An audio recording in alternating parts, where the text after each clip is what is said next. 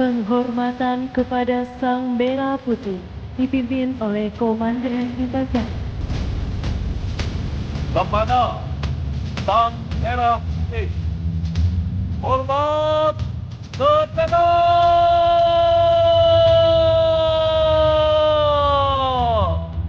Gerak!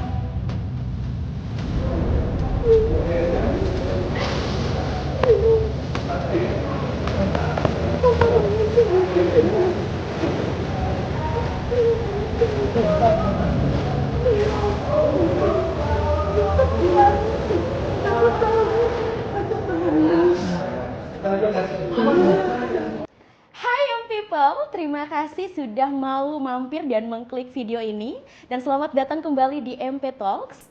Dan masih suasana kemerdekaan Republik Indonesia, atmosfer kemerdekaannya masih sangat berasa. Oleh karena itu, di edisi spesial kali ini, MP Talks kembali menghadirkan bintang tamu yang sangat luar biasa, tentunya inspiratif, anak muda dari Kepulauan Sangihe yang mampu mengharumkan Sulawesi Utara di kancah nasional pada 17 Agustus 2023 kemarin. Siapa dia? Kita sambut Edgar Sondak. Hai Edgar. Halo. Ini harus mau siap gerak atau bagaimana ini? Oke. Terima kasih karena sudah mau datang ke sini di tengah kesibukan. Tadi Kak Ayu baru udah dapat info dari Papa kalau baru datang di Manado tadi malam. Iya, betul. Jam berapa? Jadi flight jam 2:30 Oke. sampai di Manado 6:30. 6:30. Iya. Istirahat berarti hanya berapa jam hingga akhirnya bisa sampai ke MP Talks kali ini?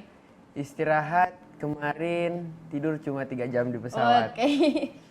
Tidur cuma 3 Lanjut jam. tidur malam. Tidur malam. Oke. Kalau paskibraka itu memang Katu sangat disiplin ya.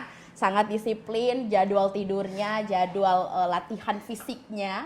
Oke, tapi sebelum torang jauh ke sana membicarakan soal paskibraka, mungkin ada banyak sekali anak-anak muda Sulawesi Utara, khususnya masyarakat Sulawesi Utara yang penasaran siapa sih sosok dari Edgar Sondak ini? Seorang anak muda yang dari Kepulauan Sangihe. Luar biasa loh, tidak semua orang punya privilege dan punya kesempatan ini. Nah, kira-kira Edgar bisa jelaskan enggak bagaimana latar belakang Edgar, siapa Edgar ini, dan bagaimana perjuangan hingga pada akhirnya bisa mewakili Sulawesi Utara di kancah nasional? Oke. Nama saya Nathaniel Shaun Edgar Sondak. Oke. Biasa diakrab dipanggil Edgar. Saya asal Kabupaten Kepulauan Sangihe, bersekolah di SMA Lentera Harapan. Jadi awalnya di sekolah saya itu dikampanyekan oleh kakak-kakak kelas, oleh senior-senior pelatih saya ke kelas 10 Oke. untuk organisasi paskibraka ini. Jadi setelah mereka bertugas 17 Agustus, 2 minggu kemudian mereka langsung kampanyekan di kelas 10, menawarkan yang mau ikut paskibraka. Oke. Di sana saya mengajukan diri untuk mengikut program Oke. tersebut. Mengajukan diri, bukan langsung dipilih. Mengajukan diri. Oh, mengajukan diri. Iya. Oke. Di situ saya kurang percaya diri untuk Oke. terpilih menjadi paskibraka karena berat badan yang over. Oh, oke. Ya, berat badan yang over Ngaruh ya ternyata Ya. ya. Oke. dan mungkin fisik yang masih lemah saat Fisik itu. yang masih lemah. Belum bisa push up. Belum bisa push up. Iya. Oke. Sehingga ada belasan Ikut. belasan orang yang ikut, putra putri ikut pelatihan dari sekolah sekitar 5 bulan. Oke. Pelatihan di sekolah. Nah, di situ berproses latihan fisik, latihan PBB, sehingga dekat-dekat seleksi untuk kabupaten, berat badan juga masih over. Oke. Ya, di push dan cukup ideal, masih cukup ideal, belum ideal, Oke. cukup ideal, Cukup ideal. Iya. Mendekati lah. Oke. cukup ideal. Menjelang Paskibraka seleksi kabupaten. kabupaten, ada yang tereliminasi juga dari sekolah. Oke. Jadi yang terutus hanya kami berlapan untuk seleksi kabupaten. Dari situ kami seleksi dan yang terutus saya ke provinsi. Oh, Dengan catatan berat badan harus ideal. Berat badan harus ideal sebelum seleksi provinsi. Oh, oke. Jadi ada catatan-catatan khusus yang disampaikan para pelatih di kabupaten untuk saya. Oh, oke. Iya. Jadi berat badan tuh lumayan ngaruh ya. Jadi kalau rupa Kak Ayu begini memang dimboleh. Oke, ini bukan insecurity atau seperti apa, tapi ada cerita menarik sebenarnya yang bisa diambil oleh MP Talks bahwa sebuah hasil yang baik itu tidak diraih dengan instan. Iya. Ada prosesnya. Mungkin saat ini ada banyak informasi yang berkembang bahwa ya iyalah terpilih karena Edgar seperti ini. Tapi kalau mendengar ceritanya, sebenarnya Edgar dengan begitu perjuangannya sampai bisa menurunkan berat badan. Berat badan dari awalnya sampai berapa hingga pada akhirnya proporsional, ideal? Yang paling berat bisa sampai 78, sekarang 68. Wow, luar biasa. Itu lumayan struggle ya. Oke. Nah, berarti sekarang kelas 1 ya SMA? 10? Kelas 2. Oh, kelas 2. Kelas 2 SMA. Nah, kira-kira setelah di provinsi, dari kabupaten ke tingkat provinsi, itu kan di provinsi diseleksi lagi kan? Ada beberapa peserta yang pada akhirnya dikerucutkan hingga pada akhirnya Edgar dan yang satunya lagi juga terpilih.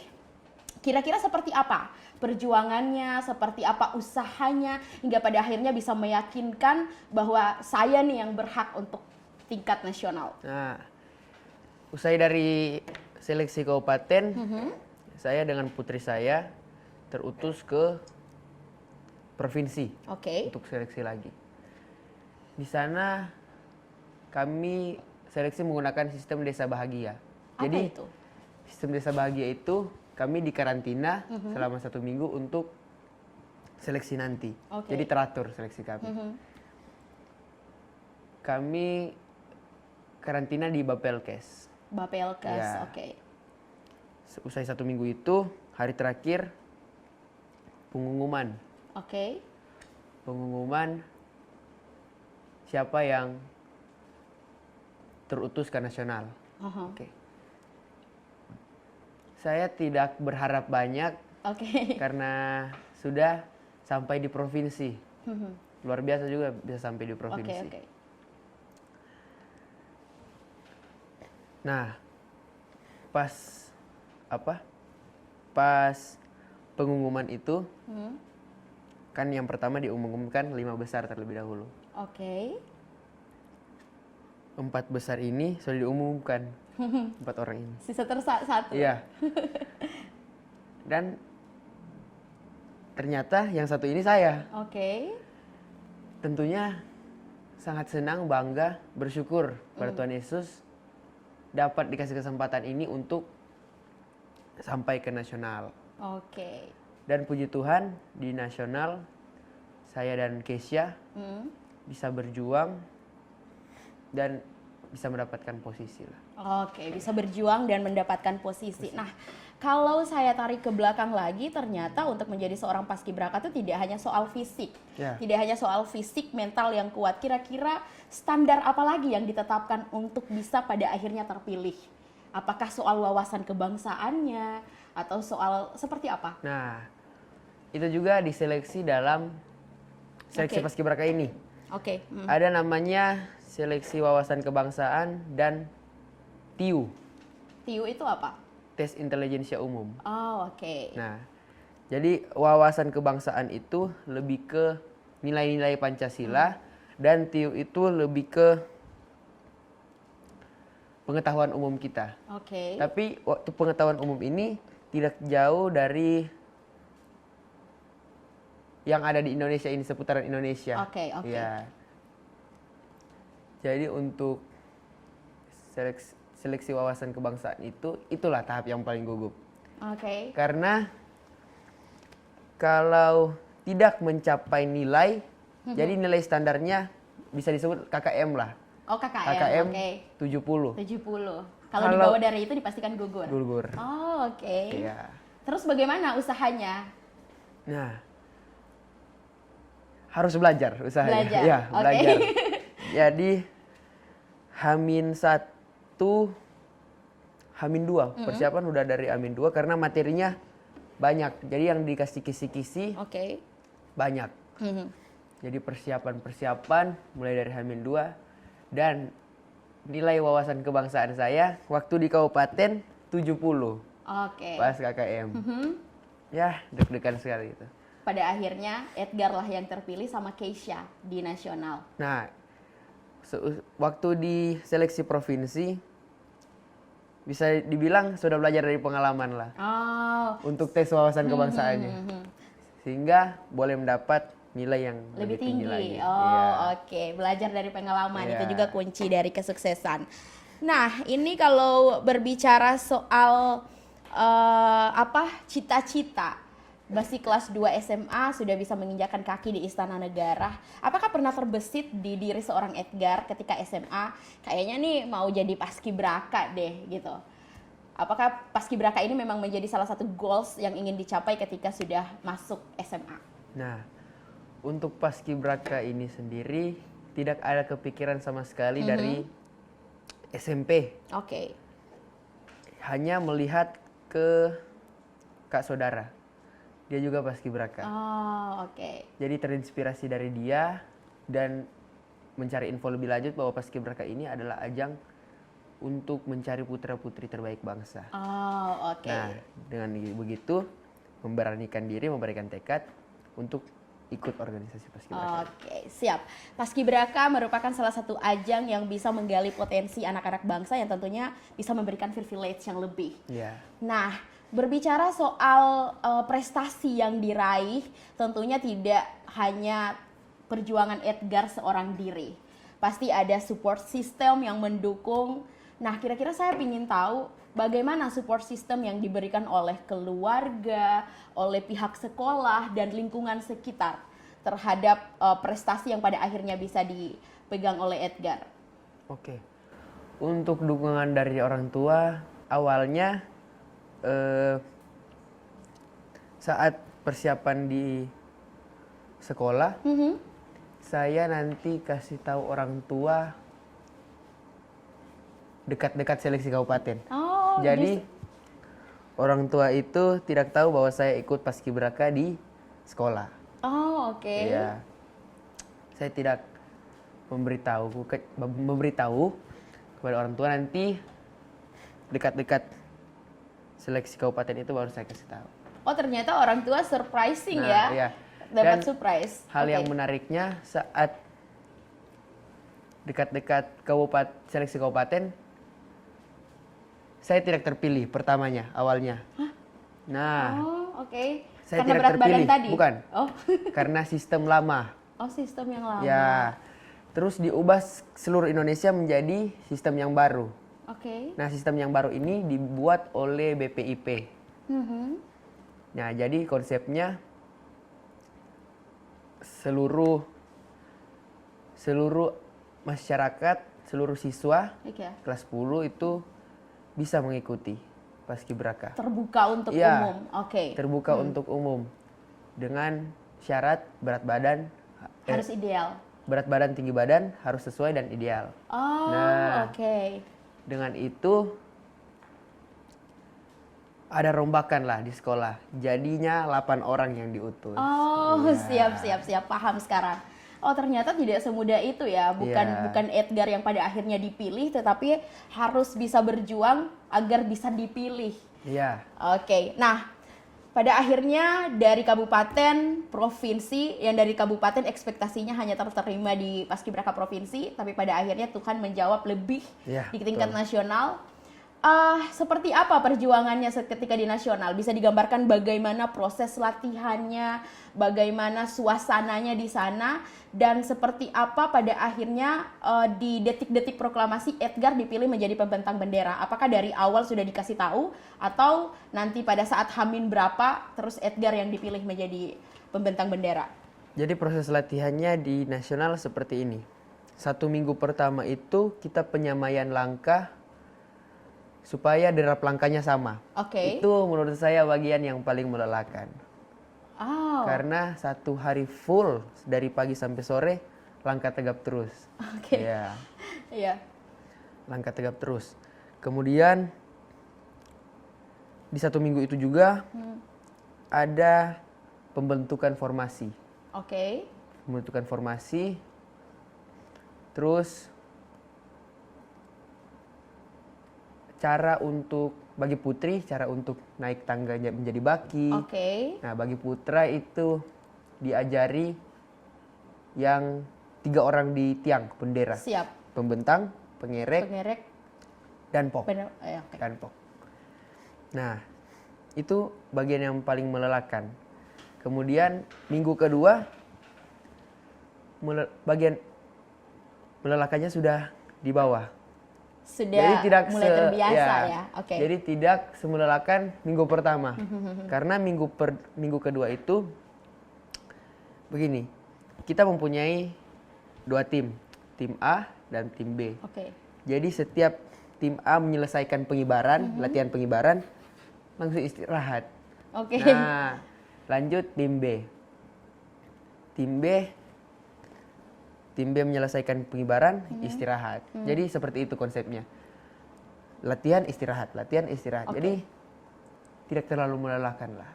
Sudah mulai terbiasa. Iya, Oke. banyak yang membayangkan bahwa latihan di sana diploncok lah gitu. Oke. Iya, diguling-guling. Ada tapi sistem senioritas dan lain ya, sebagainya, itu tidak ada. Tidak ada. Oke. Jadi di tingkat pusat ditiadakan oleh BPIP Republik Indonesia. Karena awalnya juga oleh Pak Hussein Mutahar tidak ada seperti itu. Oke. Tidak ada perpeloncoan. Oke. Hanya mungkin hukuman yang ada seperti push up. Push up kan hukuman yang dapat dibilang berguna lah untuk menambah Iya. kekuatan. Nah, kemudian untuk posisi. Oke. Semua posisi di rolling. Untuk pasukan 8 semua dapat merasakan bagaimana menjadi pasukan 8. Oh, oke. Ya. Awalnya saat saya pertama dites jadi pasukan 8 itu, saya menjadi penggerek Oke. yang menarik tali. Oke. Nah, saya dites itu saat hari keempat setelah kita latihan lapangan. Oke. Jadi harusnya saya sudah hafal gerakan-gerakannya. Nah, tetapi salah saya di situ, saya hanya hafal bagian pembentang. Oke. Ya, jadi saya sudah menguasai bagian pembentang, tapi saya disuruh untuk menjadi pengerek. Pengerek. Nah, saat saya latihan pertama kali menjadi pengerek itu, saya tidak bisa untuk menarik tali sesuai dengan tempo lagu. Oh, Nah, saya tidak bisa menarik tali sesuai dengan tempo lagu. Saya tidak bisa mengikat tali setelah pengibaran, mengikat tali bendera. Dan saat di tiang itu, saat latihan itu, pelatih langsung bilang, aduh parah banget ini kamu, gak bisa kamu jadi pasukan 8. Itu mental kena nggak? Kena. Tapi bagaimana? Maksudnya gini, saat pelatih mengatakan seperti itu, mental pasti kena lah, apalagi anak usia 15 tahun. Betul. Seperti apa menetralisikan mental itu sehingga pada akhirnya ayolah kembali maju. Nah, dengan begitu saya minta tolong lah teman-teman untuk mengajari bagaimana mengikat tali dan lain-lain. Kesempatan kedua menjadi pasukan 8, saya jadi danpok 8. Danpok 8. Nah, saat saya jadi danpok 8 itu semua berjalan dengan lancar lah. Semua berjalan dengan lancar. Tapi saya tidak menguasai aba-abanya. Jadi saya minta tolong ke rekan saya yang menjadi pengerek. Oke. Namanya Alvin. Oke. Yang kemarin pengerek itu. Pengerek. Nah, pelatih bilang suara saya kurang, harus dibuka lagi. Oh, kurang vokal ya. Ya. Oke. Untuk percobaan ketiga masih di tim yang percobaan kedua. Oke. Saya minta ke teman saya yang jadi pembentang, saya ingin menjadi pembentang. Oh. Saya ingin coba. Soalnya saya sudah coba pengerek, pengerek dan sama dampok. Dan saya belum coba pembentang. Saya ingin coba Oke. pembentang. Nah, saat saya coba pembentang, saya sudah hafal gerakannya kan. Saya sudah hafal. Dan pelatih seperti senang begitu. Oh, oke. Seperti mengapresiasi begitu. Nah, dengan kefokusan ini yang saya miliki dan saya menguasai bagian pembentang ini, saya terus-menerus dipanggil untuk menjadi tim 8. Oh, Ya, oke. jadi pembentang. Jadi setiap latihan itu kita memiliki 3 tim untuk jadi tim 8. Oh, oke. Ya. Siap-siap. 3 tim setiap latihan, ada 3 tim yang berrolling-rolling untuk Dipilih ya nanti Nah. siapa yang cocok. Iya, Dan pada akhirnya pelatih melihat bahwa Edgar nih paling pas di pembentang bendera. ya. Oke. Jadi setiap latihan itu, misalnya latihan di TRW kan, TRW itu Taman Rekreasi Widara Latika iya. yang ada di Cibubur. Misalnya dari 4 dipangkas jadi 3, dilihat yang terbaik. Siap-siap. Kemudian dipangkas menjadi 2 lagi. Nah, sudah mulai gladi bersih itu, gladi kotor yang ditunjuk tim saya. Oke, siap-siap. Pada akhirnya Edgar yang dipilih. Nah, berarti proses latihannya sampai pada hari H itu berapa bulan total? 1 bulan. Oh, satu 1 bulan. bulan. Nah, ini menarik. Kalau tadi tuh saya sempat menyimak banyak hal yang disampaikan oleh Edgar bahwa sebegitu rumitnya sebenarnya untuk bisa menentukan siapa yang berhak mendapatkan place di pembentang, dampok, dan pengerek bendera. Nah, saat itu kan di Istana Negara banyak sekali orang yang hadir. Presiden Republik Indonesia menyaksikan langsung, Wakil Presiden juga ada di sana, jajaran menteri juga ada di sana. Tentunya ada tekanan kan, Edgar? Ada Iya. tekanan, ada rasa gugup. Bagaimana seorang Edgar bisa menghilangkan rasa nervous itu dan pada akhirnya sukses membentangkan bendera? Oke. Jadi untuk pembentangan itu,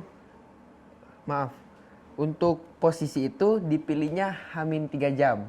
Oh my H-3 God. jam 17 Agustus. Jadi jam 7 pagi dipilih yang main pagi, yang main sore, serta posisinya. Oh, oke. Berarti itu memang semua serba hari itu ya, tidak, memang latihannya sudah dari lama, Iya. tetapi pemilihannya saat itu. Oke. Pemilihannya saat itu, dan saya memang ingin untuk berada main pagi. Oke. Berada di main pagi.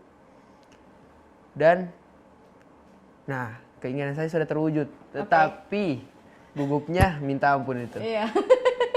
Karena pagi lebih banyak orang kan, iya. Sama pagi Oh, sore sama Pak. ya. Oh, sama, oke. Nah, terus kalau banyak orang bilang tidak gugup, aduh, tidak mungkin itu. Iya. Ya, tidak Bisa mungkin. kelihatan. Orang-orang bilang apa? Jadikan hari H sebagai latihan, jadikan latihan sebagai hari H. Iya. Pasti gugup. Pasti gugup. Pasti gugup. Tetapi bagaimana kita harus tetap fokus kepada tugas kita, sehingga bisa membentang dan mengibarkan bendera merah putih itu. Wah, luar biasa. Masih terasa ya harunya atmosfer kemerdekaan. Nah, waktu itu kan sempat viral nih video Edgar menangis memeluk papa sama mama. Yang itu juga viral, Iya. kebetulan kita bagikan dan banyak sekali respon masyarakat Sulawesi Utara yang juga ikut bangga dengan perjuangan Edgar. Kira-kira seperti apa setelah melakukan tugas itu dan sukses mendapatkan apresiasi dari Presiden juga dan seluruh masyarakat Indonesia? Kira-kira di balik sudah di belakang panggung itu seperti apa saat bertemu sama kedua orang tua? Tentunya terharu. 1 bulan ditinggal orang tua, kan? Terus support dari mereka. Oke. Nah, kerinduan orang tua itu waktu karantina itu pas di pertengahan. Itu rasa rindu, aduh sangat membara lah Oh ya, sangat membara ya rindu. Edgar bersaudara berapa? 2. Dua. Saya yang paling adik. Oh, ada Cici Kang, Iya. satu Kang. Oke, jadi mama dengan papa memang stay di Sangihe. Iya. Nanti saat hari H pengibaran bendera baru ke Jakarta. Iya. Oh, oke. Jadi lumayan jauh dari orang tua, anak bungsu yang biasanya hari-hari dengan orang tua, tiba-tiba ditinggal untuk berjuang dan pada akhirnya sukses dan membanggakan kedua orang tua. Nah, Edgar ini kan anak muda nih, Sulawesi Utara, main sosial media juga. Edgar sekarang sedang menjadi center of attention publik. Orang-orang tuh memperhatikan Edgar, orang-orang tuh masih mencari tahu siapa Edgar. Kira-kira seperti apa bentuk tanggung jawab Edgar sebagai anak muda yang sudah dilabelkan menjadi prestasi, yang punya prestasi untuk bisa mengencourage atau memotivasi anak-anak seumuran Edgar untuk bisa lebih berprestasi lagi. Nah, ya kita sebagai paskibraka harus menjadi contoh bagi sesama kita. Oke. Baik itu dalam bergaul kita, Oke. dalam kehidupan kita. Jadi kita harus dapat bisa menjadi contoh pada sesama-sesama kita. Untuk bermain di sosial media, kita juga harus tidak harus sembarang posting. Oh iya, Nah, harus bijaksana Iya, ya. harus bijaksana. Harus memilih hal-hal yang positif. Tidak terjerat-terjerat hal-hal yang negatif, narkoba, alkohol, jadi begitu. Oke, itu memang harus Ya, wajib ya dijauhkan, apalagi masih anak-anak remaja sekolah usia 15 tahun. Berarti 15 tahun kelahiran tahun berapa Edgar? 2007. Nah, Ya tapi Allah. tahun ini 16 tahun, Desember. Oh ya Allah, Edgar 2007, kita SMP Edgar baru lahir. Sangat jomplang ya usia ini. Oke, Edgar, Kak Ayu mau minta satu pesan mungkin yang bisa Edgar sampaikan ke anak-anak muda Sulawesi Utara. Kira-kira mungkin ada orang yang ingin menjadi sama dengan Edgar, mau jadi paskibraka nasional, kabupaten maupun provinsi. Kira-kira seperti apa perjuangannya, seperti apa yang harus dilakukan? Tips-tipsnya seperti apa untuk mereka? Untuk persiapan yang dilakukan adalah fisik, kemudian PBB, Oke. pengetahuan kebangsaan, dan pengetahuan yang lain. Oke. Terus minat bakat harus dikembangi. Kemudian kefokusan. Fokus harus Kefokusan, penting. fokus juga. Ya, Oke. dalam latihan itu harus fokus. Oke. Nah, terus untuk adik-adik yang kelas 10 sudah bisa mempersiapkan dari sekarang karena sedikit lagi akan diseleksi. Jadi seleksi itu mulai Februari kayaknya. Oh, bulan Februari tahun Februari, depan. iya. Oh, oke, sudah dekat. Februari, Maret, Mei kayaknya. Oke. Gitu. Pokoknya antara 3 bulan itu. Sudah dekat, jadi silakan mempersiapkan diri. Kalau di sekolah ada ekstrakurikuler paskibraka bisa diikut dan tetap semangat, harus semangat. Oke, tetap semangat dan harus semangat. Itulah tips dari Edgar Sondak untuk adik-adik khususnya yang ada di Kabupaten Sangihe ini. Ya. Sangihe ini luar biasa, ternyata Sangihe ini punya anak-anak muda yang sangat luar biasa seperti Edgar. Mungkin tahun depan akan ada Edgar lain dari Kabupaten Amin. Sangihe yang bisa mengharumkan nama Sulut. Oke, Edgar masih belum selesai, masih ada beberapa pertanyaan lagi. Nah, Edgar ini kan sempat mention ingin menjadi Taruna Akpol. Akpol, betul. Oke, wah ini sangat luar biasa. Memang kebanyakan rata-rata lulusan paskibraka tuh cita-citanya memang ke sana ya, Kedinasannya, iya. Taruna Akpol. Oke. Kira-kira sudah sejauh mana persiapannya mengingatkan Taruna Akpol juga sangat luar biasa proses seleksinya. Bagaimana kira-kira Edgar? Kenapa harus menjadi seorang Taruna Akpol, tidak menjadi seorang polisi yang mungkin biasa? Oke, jadi awalnya seperti ini. Waktu sebelum paskibraka, waktu sebelum berat badan saya masih over, saya belum memikirkan untuk menjadi Taruna Akpol. Oh, oke. Iya. Nah, dengan adanya persiapan-persiapan ini dan saya di Paskibraka dibina untuk menjadi pemimpin masa depan. Oke. Saya ingin menjadi Taruna Akpol dimulai dari menjadi perwira muda. Amin, amin, amin, amin, amin. Nah, seiring jika Tuhan izinkan saya menjadi Taruna Akpol ini, amin. Seiring dengan berjalannya, justru saya dengan pangkat-pangkatnya itu ya dapat dibilang bisalah untuk mencapai menjadi pimpinan. Iya, bisa. Dengan hal itu tentunya saya ingin berguna bagi nusa dan bangsa dan ingin untuk merubah Indonesia di tahun 2045 menjadi Indonesia maju. Oh wow, luar biasa, sangat luar biasa ya cita-cita Edgar merubah Indonesia di 2045. Ya, Indonesia emas. Ya, mungkin kira-kira Kak Ayu bisa jadi presiden sih itu. Amin. Oke, itulah cita-cita seorang Edgar Sondak menjadi Taruna Akpol. Kita doakan M-People kalau Edgar Sondak ini bisa mencapai cita-citanya menjadi Taruna Akpol. Nanti kalau sudah jadi Akpol, datang lagi ke MP Talks dan cerita-cerita lagi perjuangannya. Oke. Dan ini last but not least kalau orang bilang DP bahasa gaul. Kak Ayu pengen tanya karena Edgar ini selalu bilang bahwa mama dan papa itu adalah hal yang paling penting di kehidupan Edgar.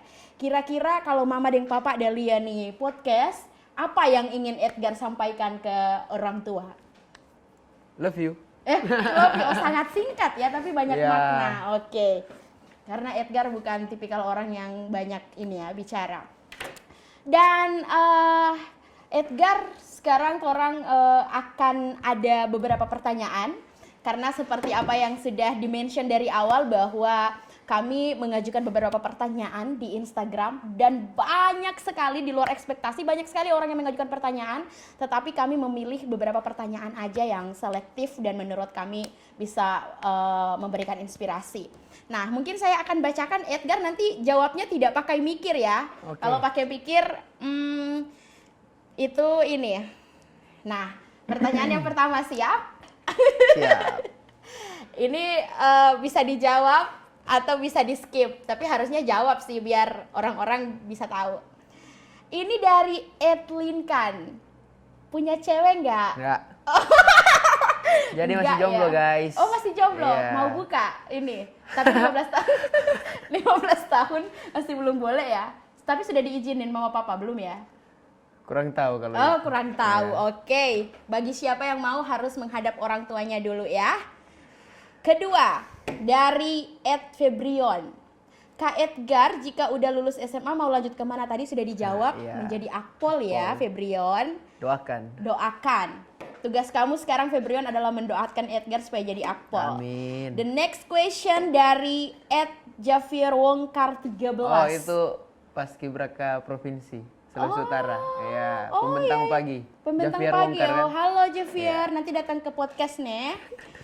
Pekerjaan orang tua Edgar apa sih? Oke. Untuk papa itu apa? Sekretaris DPC PDI Perjuangan Kabupaten Kepulauan Sangihe dan Wakil Ketua Dewan Kabupaten Kepulauan Sangihe. Oh, Wakil Ketua Dewan. Ya. Oh iya siap. Untuk jadi, mama wira swasta. Wira swasta. Ya. Oke. Nah, ini dari Gidang Dong. Agak lucu ya, hai Gidang Dong. Motivasi apa yang membuat Edgar ikut Paskibraka? Motivasi secara pribadi mungkin ya saya ingin untuk menjadi putra-putri terbaik bangsa lah. Kan ini sebagai ajang putra-putri mencari putra-putri terbaik bangsa. Dan tentunya ingin berguna bagi nusa dan bangsa. Oke, jadi dia ingin berguna bagi nusa dan bangsa ya, oke. Terus dari Christian KL, tanggapan Edgar ketika, ini menarik nih. Tanggapan Edgar ketika ada orang yang mengatakan yang Edgar raih saat ini karena bantuan papa sebagai DPR. Bagaimana? Tanggapan Edgar ketika ada orang yang mengatakan yang Edgar raih saat ini karena bantuan papa sebagai DPR. Untuk statement seperti itu ya saya hiraukan saja. Oke. Karena ini merupakan proses dari diri saya. Perjuangan dari diri saya untuk mencapai tahap seperti ini. Iya. Nah, di nasional itu juga banyak yang dihujat. Oke. Dihujat karena mungkin ada pergantian-pergantian yang tidak memenuhi syarat lah. Nah, dengan pergantian-pergantian itu cadangannya mungkin banyak yang pejabat dan itu banyak yang dihujat di sana. Oke. Jadi untuk kalian janganlah untuk memandang dari segi pekerjaan orang tua karena itu adalah suatu perjuangan diri kita sendiri. Oke, ini tuh pesan penting buat semua orang di luar sana yang masih suka julid kalau apa yang didapatkan Edgar karena bantuan orang tua itu sama sekali tidak benar. Karena tadi saya menyaksikan sendiri dan mendengarkan bagaimana perjuangan dia sampai pada akhirnya bisa terpilih. Namanya privilege, cukup membantu ya, orang tua cukup membantu tetapi tidak berperan penting dalam terpilihnya Edgar. Oke, ada beberapa pertanyaan yang akan saya skip ya karena tadi sudah dijawab. Nah, ini dari Angga Hangau. Oh ya. Halo Edgar, I'm in front of you. Apa saja yang Edgar korbankan untuk bisa menjadi seorang paskibraka? Apa yang sudah dikorbankan? Tadi udah ya, karena berat badan. Yeah. Mungkin yang dikorbankan apa ya? Tadi ketinggalan pelajaran, waktu. Oke. Ketinggalan pelajaran, susulan. Waktu bersama keluarga juga, Yeah, karena betul. rindu. Oke. Tadi ini dari Hendra Paulusingan juga tadi sudah ceritain kenapa bisa dapat posisi pembentang, tadi sudah dijelaskan. Dari Paskah, ini saya nggak tahu ya, ini akun bodong kayaknya. Bagaimana peran paskibraka dalam menumbuhkan jiwa kebangsaan terlebih untuk generasi Z? Nah, Generasi. dalam paskibraka itu kita mendapatkan pembinaan Lemhanas. Ini Oke. pinnya.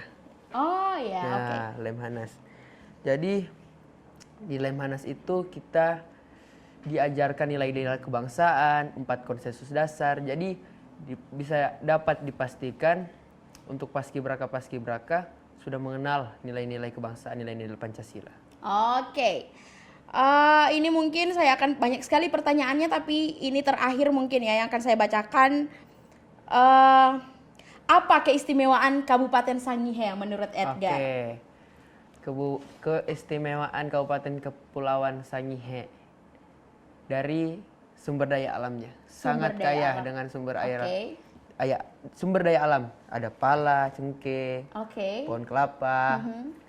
Terus pariwisata di sana juga sangat keren. Pariwisata di sana juga sangat pantai. Iya, pantai.